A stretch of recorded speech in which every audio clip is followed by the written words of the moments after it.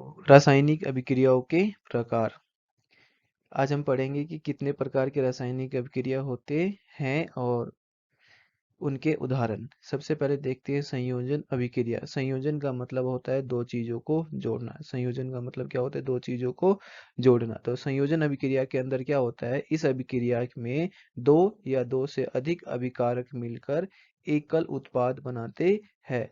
दो या दो से अधिक अभिकारक, ये ए और बी, ये दोनों को अभिकारक कहेंगे और ये दोनों मिलके सी बनाते हैं, इसे कहेंगे उत्पाद।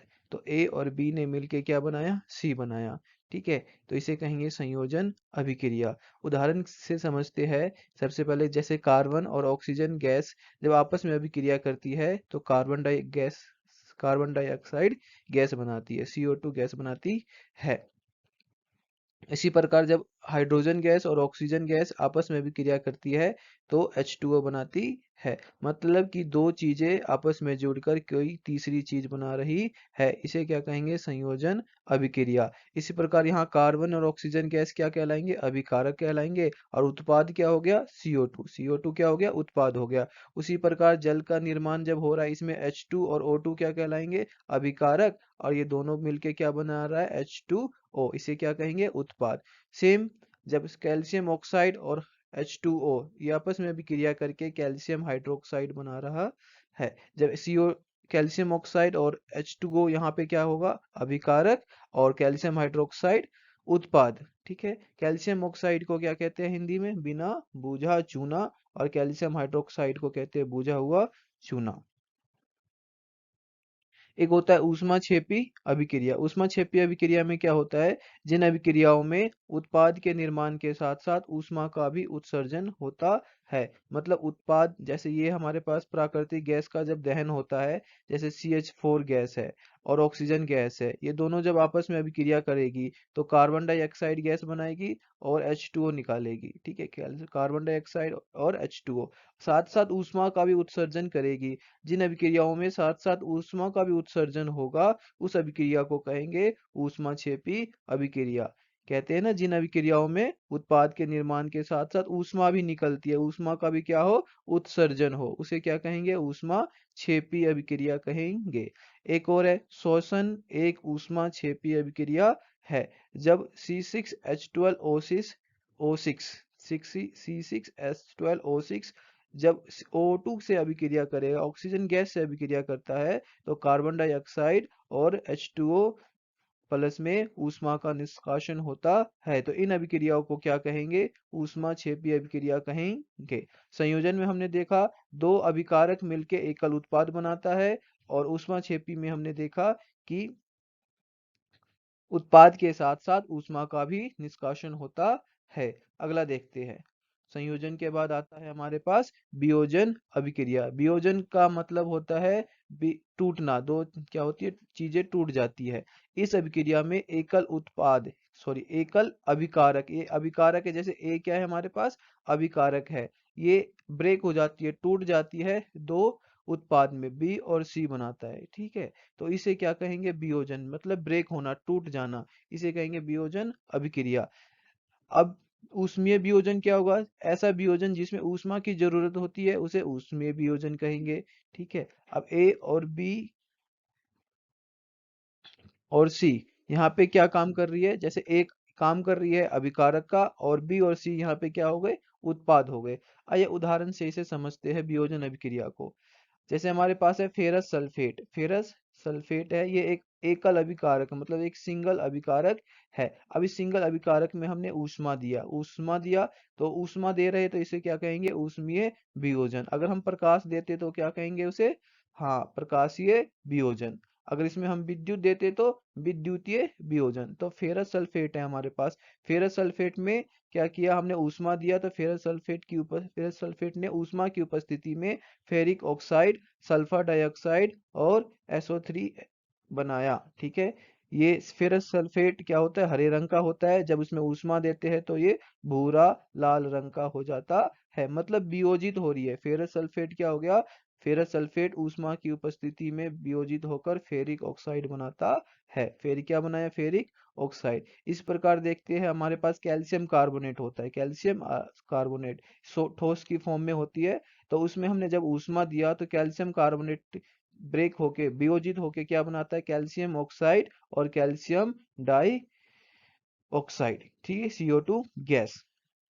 कैल्शियम ऑक्साइड, कैल्शियम कार्बोनेट जो होता है वो चूना पत्थर, और कैल्शियम ऑक्साइड बिना बोझा चूना कहलाता है। इसी प्रकार से हमारे पास लेड नाइट्रेट है। लेड नाइट्रेट में हमने ऊष्मा दे दिया। ऊष्मा जब लेड नाइट्रेट के ऊपर ऊष्मा देते हैं तो ये क्या होता है, लेड ऑक्साइड बनाता है, प्लस में नाइट्रोजन डाइऑक्साइड और ऑक्सीजन गैस का निष्कासन करता है। तो ऐसी अभिक्रिया जिनमें अभिकारक टूटकर दो या दो से अधिक उत्पाद बनाते है उन्हें क्या कहेंगे, वियोजन। वियोजन का बेसिकली क्या होता है, दो चीजों में टूटना, दो से या दो से ज्यादा भी टूट सकती है, और जिसमें ऊष्मा की जरूरत होती है उसे ऊष्मीय वियोजन। और ऐसी अभिक्रिया जिसमें विद्युत की आवश्यकता होती है उसे क्या कहेंगे, विद्युतीय वियोजन। जैसे हमारे पास H2O है, H2O में हमने विद्युत धारा प्रवाहित की। जब H2O में विद्युत धारा प्रवाहित की तो H2O ब्रेक हो गया, वियोजित होकर क्या बनाता है, H2 हाइड्रोजन गैस और ऑक्सीजन गैस बनाता है, तो इसे कहेंगे वैद्युतीय वियोजन। ठीक है, वैद्युतीय वियोजन।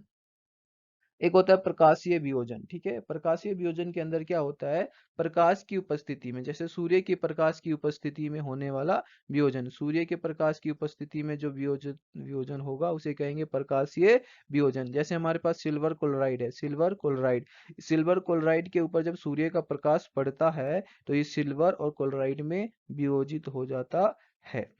और इसी प्रकार सिल्वर ब्रोमाइड है, सिल्वर ब्रोमाइड के ऊपर जब सूर्य का प्रकाश डालेंगे तो सिल्वर अलग हो जाएगा और ब्रोमाइड अलग हो जाएगा। ठीक है, सॉरी, ब्रोमीन अलग हो जाएगा। सिल्वर क्लोराइड सूर्य के प्रकाश की उपस्थिति में धूसर रंग में बदल जाता है। इस अभिक्रिया का उपयोग श्याम श्वेत फोटोग्राफी में होता है, मतलब ब्लैक एंड व्हाइट फोटोग्राफी में यूज होता है। उसी प्रकार हमारे पास ऊष्मा शोषी, ऊष्मा शोषी पिछले में हमने पढ़ा था ऊष्मा क्षेपी, अब हम पढ़ेंगे ऊष्मा शोषी अभिक्रिया। इसमें क्या होता है, जिन अभिक्रियाओं में अभिकारकों को तोड़ने के लिए, मतलब ये अभिकारक है, इसको तोड़ने के लिए, इसको वियोजित करने के लिए ऊष्मा की, प्रकाश की या विद्युत ऊर्जा की आवश्यकता होती है, उसे कहेंगे ऊष्मा शोषी अभिक्रिया। अब जैसे ये AgCl है, मतलब सिल्वर क्लोराइड है, इसको ब्रेक करने के लिए हमें किसकी आवश्यकता पड़ी, सूर्य के प्रकाश की। ठीक है, तो ऐसी अभिक्रिया जिसमें अभिकारकों को तोड़ने के लिए ऊष्मा, प्रकाश या विद्युत ऊर्जा की आवश्यकता होती है उसे कहते हैं ऊष्मा शोषी अभिक्रिया कहते हैं। आगे देखते हैं। आगे हमारे पास विस्थापन अभिक्रिया। विस्थापन का मतलब क्या होता है, अगर हमारे पास कहते हैं जैसे एक जगह से दूसरे जगह पर चले जाना। विस्थापन अभिक्रिया में क्या होता है, इन अभिक्रियाओं में अधिक क्रियाशील तत्व कम क्रियाशील तत्व को उसके यौगिक से विस्थापित कर देता है।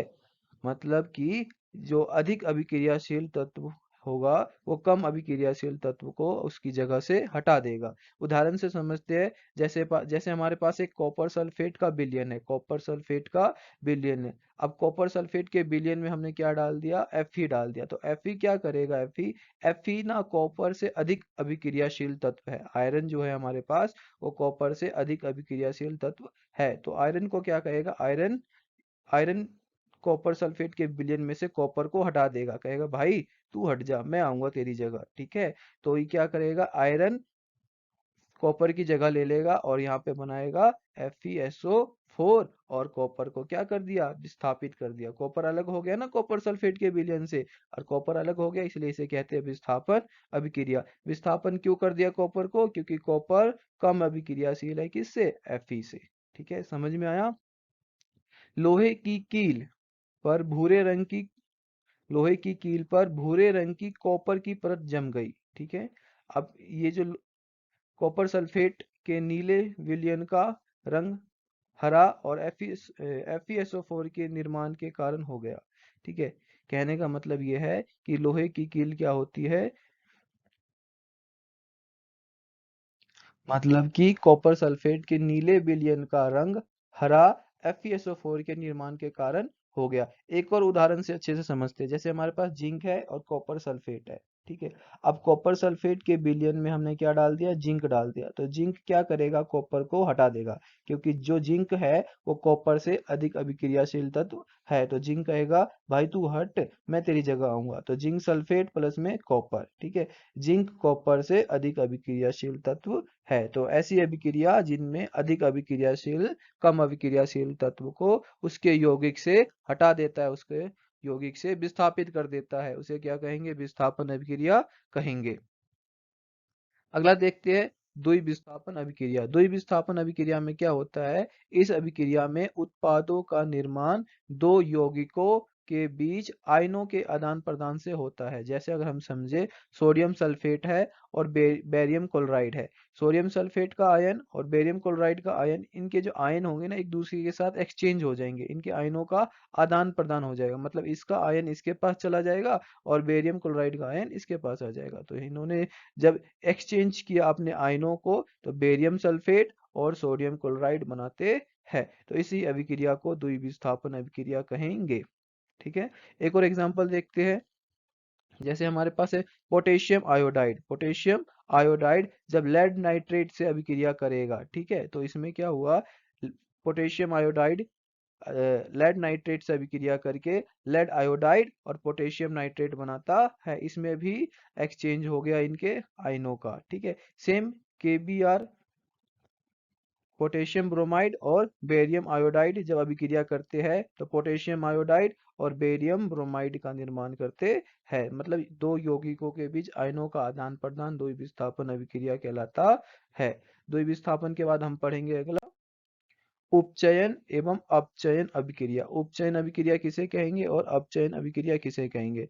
उपचयन में देखते हैं, जब किसी पदार्थ में ऑक्सीजन की वृद्धि होती है तो उसे कहेंगे उपचयन, और जब किसी पदार्थ में हाइड्रोजन का ह्रास मतलब हाइड्रोजन की कमी होती है उसे कहेंगे उपचयन। मतलब उपचयन को कैसे पहचानेंगे, ऑक्सीजन बढ़ जाएगा और हाइड्रोजन कम हो जाएगा। ठीक है। जैसे हमारे पास एक एग्जांपल समझते हैं। जैसे हमारे पास कार्बन प्लस में O2 क्या बनाता है, CO2 हो गया। ठीक है। और कॉपर प्लस में ऑक्सीजन गैस, कॉपर ऑक्साइड। ठीक है।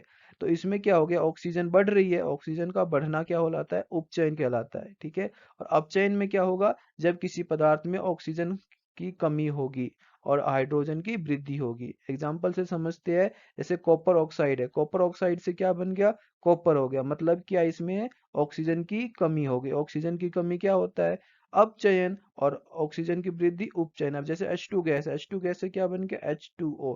मतलब H2 में ऑक्सीजन की क्या हो गई, वृद्धि हो गई। जब ऑक्सीजन बढ़ता है तो उसे क्या कहेंगे, उपचयन कहेंगे।